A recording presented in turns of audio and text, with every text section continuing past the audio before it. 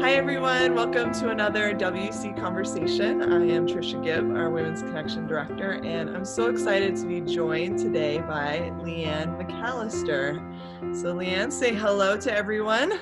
Hey, Women's Connection. I'm delighted to have this conversation with you. Yeah, so I am based in Ontario, of course, as Women's Connection is Western Ontario, and Leanne is all the way out on the west coast of Canada.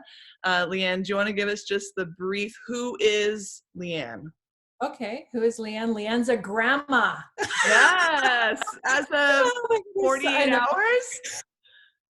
Yeah, I became a grandma on the weekend, and I'm just so thrilled. I can't believe, I'm constantly looking at my phone, at the most beautiful baby that ever lived. But anyway, besides that, I live half-time in British Columbia, just outside of Vancouver.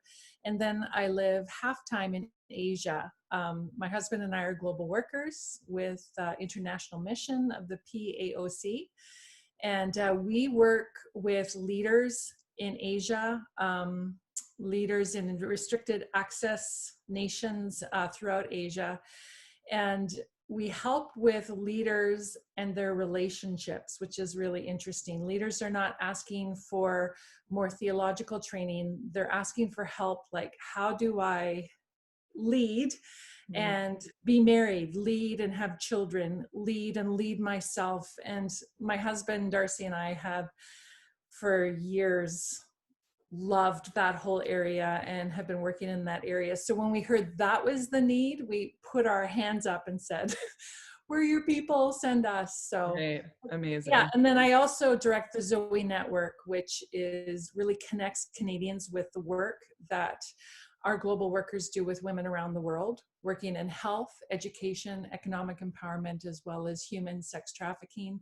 And we create resources to help mobilize people into God's mission. And yeah, it's great. I really, really enjoy what I get to do. Yeah, that's amazing. We will link to Zoe in this video so that people can find it really easily. Yeah. So I asked you today because I wanted to have a conversation with you specifically about leading through a crisis. Now, obviously the crisis of April 2020 is COVID and what we're experiencing, and you've experienced it for longer than most of us watching this video because you experienced it in one part of the world and then came back to Canada. And I just decided to follow it around the globe. I've been in this since January, so it's been a while. Yeah. So I want to talk about this, but I don't want to just talk about it in terms of COVID, because I recognize that as leaders, we will have to lead through crisis in our lives. I've had to. The moment that immediately comes to mind when I was a 25-year-old leader and my father passed away suddenly, that was a crisis in my life, and I still had to lead. I know that you've had crisis moments or seasons in your life, and it's not like we can say, I'm out for this season, like we keep leading. So I want to just discuss what it looks like to lead through a crisis.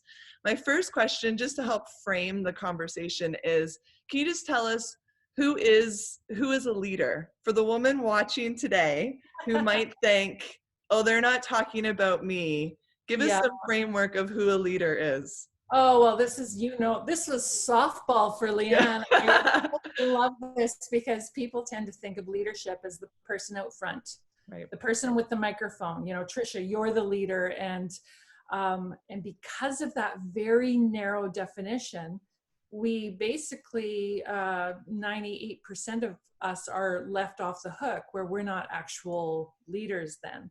Right. But we say at Zoe that leadership is just about influence. And if that's true, then all of us are influencing in different spheres. Right. And because of that, all of us are leaders. You know, we lead in different areas. We may not be that leader out front, but perhaps we are working with a leader and leading, you know, smaller bits of a bigger vision, or leading in our homes. I remember being a stay-at-home mom for 12 years and Yes. leading those little kids. So yeah, this conversation is not just for the people with the microphones, but for all of us. Right. I 1,000% agree with that. Yes. So often when I ask women, like, who's a leader in the room, there's like the tentative few who raise their hand because they have a position somewhere. And I just think, like, if you have potty trained your child, let me tell you, you are a leader, and we all have influence in some capacity. So I love that. So ladies, Yes. we're talking to all of you today. Like, you are leaders for sure. So leading through crisis, Yeah. what is something that leaders need to keep in mind for themselves when they are leading through a crisis season in their lives? Um, I'll just speak from my own experience.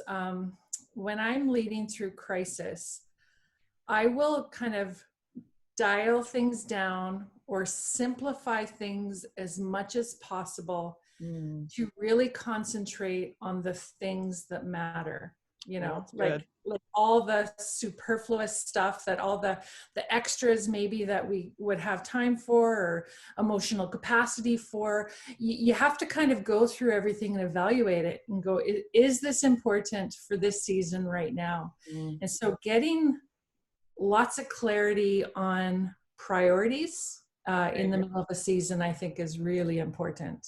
Right. So how would you walk someone through prioritizing? How do you determine then what is important right now? Well, I think, um, I think you just kind of do a bit of a brain dump, right? Or like everything that needs to happen, and put it out in front of you, and then look at each piece and go, is this Mm, important right now? right. So you mentioned that I started this whole COVID thing in January. In January, I was moving to a new city. I was learning a new culture. I Mm, was living in just over 400 square feet with my husband and working with him in that same space. And like you want to talk crisis, yeah, yeah. life was just kind of hitting us, and we had to kind of dial down and figure out what's important right now. And I Mm, remember we had started language learning right away because I'm learning Mandarin. Please pray for me. wow. And everything seemed like to be a priority. But as we were going through this, we're like, you know what? We can set aside for a season. Mm, We're going to get to that at some point in the future. And we actually did pick it up again. But we don't have to do all the things mm-hmm. at the same rate or that we did before. Right. And the thing that my husband and I keep saying to each other is, we've never done this before. Mm-hmm. We've never lived in Asia before. Right. We've never led through a coronavirus. Darcy and I came back in the end of March when Justin Trudeau said it's time to come back. And of course, we were expecting this grandchild. And, we had been booked to speak all across Canada. Mm-hmm. Well, it all kind of, all those events kind of went away. Right. So then you go, okay, so what is the priority right here, right now in this season? Right. Right. So that makes me think that we have to discern the season that we're in, Yes. because what our calendar has dictated is now changed. What feels urgent maybe is no longer urgent. And instead, we have to kind of step back and say, okay, let's reevaluate. What is this season really about now? What needs to change on my to-do list? What needs to change in my priorities? What is this season becoming for me as a leader? And how do I lower my expectations of myself and other people? Right. And that's a huge thing that's going on across Canada right now is women are working from home. They've got their kids underfoot. They're trying to like homeschool these kids and and I think everyone has this bar that's really high of what productivity looks like or output looks like. And it's just like, I want to say to everyone, let's take a deep breath. Mm. And let's take the expectations down like about 12 levels to something that's actually doable and attainable. Right. So getting rid of some of those superfluous kind of stuff, Yeah. getting very clear, and then doing those few things well. Right. Right. Which I think would be a challenge for leaders, because when you are a leader, there's this natural tendency to want to like run and push and that achievement thing, and who am I if I'm not getting through a major to-do list, and even questions of like failings if I'm not measuring up to the job description I think that I'm supposed to be doing. And so then there's just this wrestling within us of, is it okay to let go of things? Am I being lazy? Am I failing as a leader? And that's a hard emotional and mental battle for us to go through. And I think we're actually in a beautiful time where we can evaluate some of those things. Mm-hmm. So, so again, moving to Asia, I'm used to being really competent. I'm used to knowing what to do and how to get around, and people come to me for my ideas because I'm an old lady now, and That's not why. but suddenly I was placed in that learner piece, and I was making mistakes, and I felt stupid several times a day as I did like cross-cultural blunders or whatever. So it was hard, but it was an opportunity for me to look at myself and look at what's driving me in this moment. Yeah. Why am I so, married to perfection? Mm. Why am I so embarrassed when I don't look competent? Mm. See, I think this season, what we're in right now, is called a shaping experience. And we're doing that collectively. Right. Wow. Where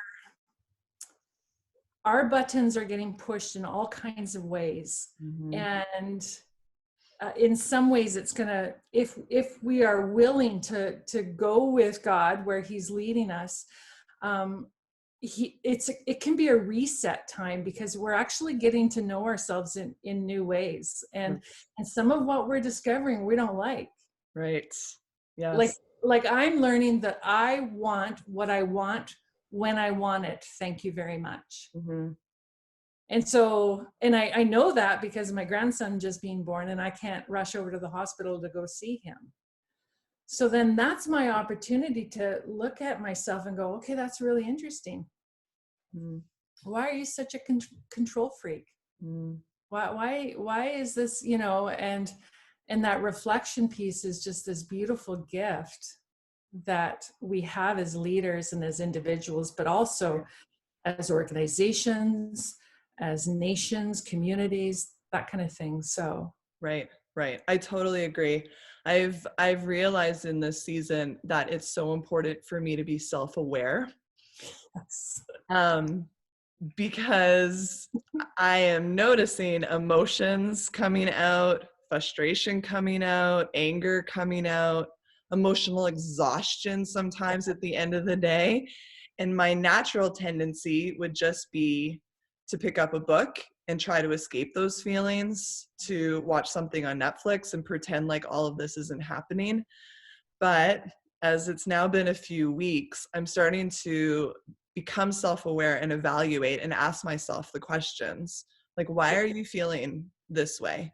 Not to beat myself up for feeling emotional or tired or angry or whatever, but to determine what's the trigger, what's causing you to feel this way.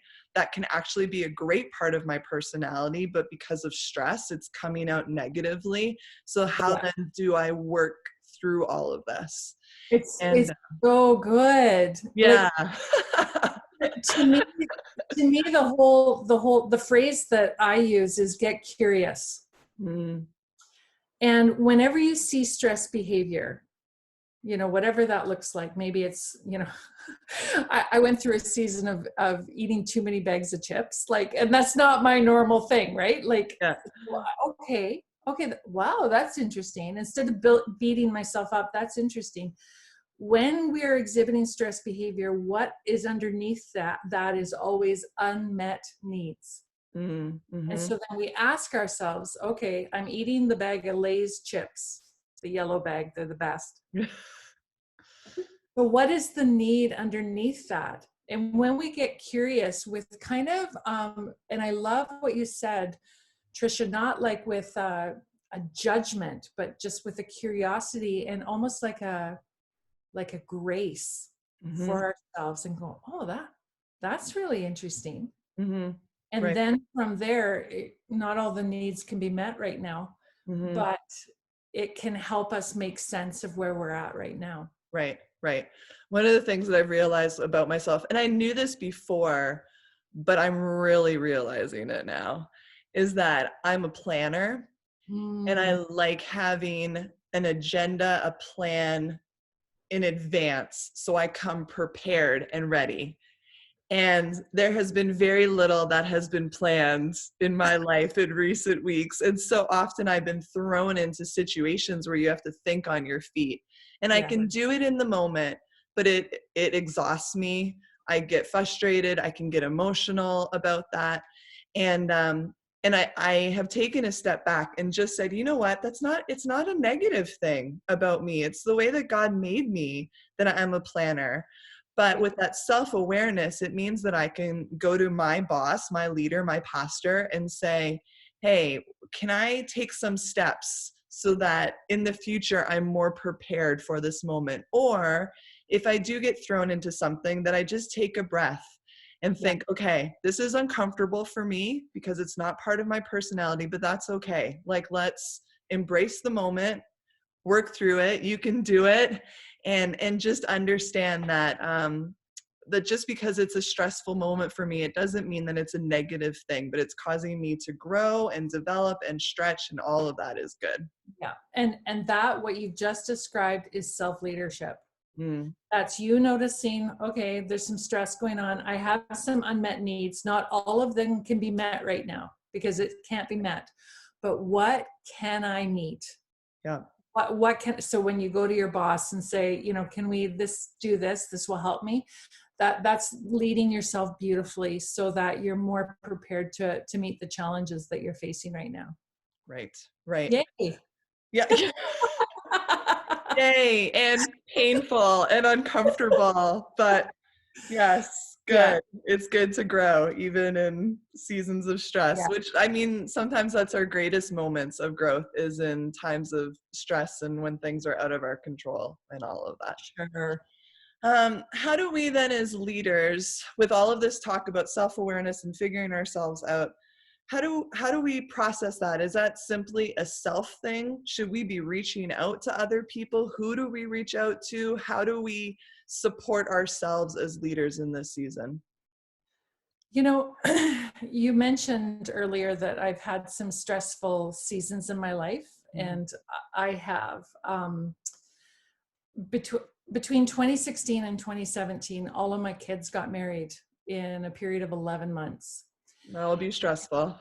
Yeah, exactly. And then Darcy and I both finished our masters in leadership. So we had done that.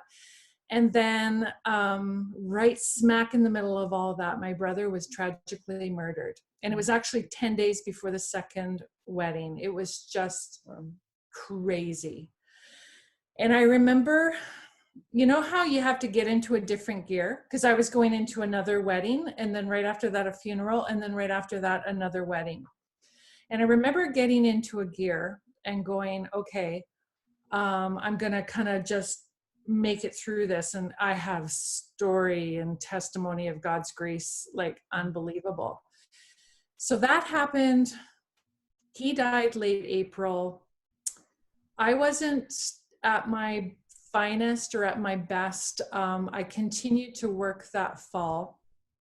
And I remember struggling and looking around going, is no one understanding that I'm struggling here? Like, anyway, long story short, I went to talk to my boss and said, I need to take a break. And I said, you know, I'm thinking that I could take the month of December off. I've got these Lou days and I've got all this time, and I'm going to piece it all together. And I'll never forget what she said. She said, Leanne, December, it's so relaxing, isn't it? And I just burst into laughter. And she said, Leanne, if you're too valuable to lose, and I want you to take a proper break. And so I ended up taking a leave of 4 months. Mm. What did I learn? I learned that I am the only one in my life that can step up and lead for myself. Wow. I was looking all around for someone to like send me a like a lifeline or something, or tap me on the shoulder and say, oh, you've been through a lot, or you're tired, you need to take a break. But it never happened. As soon as I made that call in my own life to say, this is what I need, everyone around me was like, oh, we're so relieved. We were worried about you. And I remember thinking, well, why didn't you tell me that before? But I really learned that I am the one who needs to lead myself. Wow. And so for leaders that are listening to this and you're struggling, lead yourself in it.